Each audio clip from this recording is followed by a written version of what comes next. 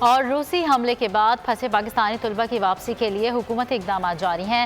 طلبہ تاحال سفارت خانے سے عدم تعاون کا شکوہ کر رہے ہیں۔ یوکرین میں موجود پاکستانی حکام کا کہنا ہے کہ یوکرین سے اکثر لوگوں کو نکال چکے، باقی لوگوں کی واپسی کے لیے اقدامات کیے جا رہے ہیں۔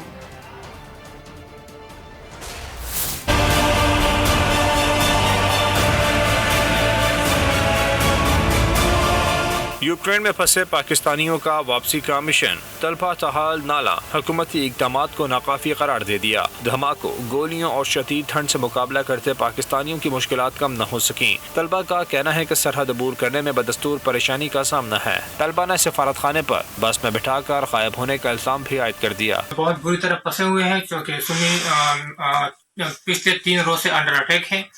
ہم پر بار بار یہاں پہ فائرنگ مارنگ ہو رہی ہے۔ اپنے ایمبیسی سے کانٹیکٹ کیا ہے لیکن ہمارا کوئی ہیلپ نہیں کر رہا۔ پاکستان ایمبیسی نے بالکل کسی قسم کی کوئی ہیلپ نہیں کی۔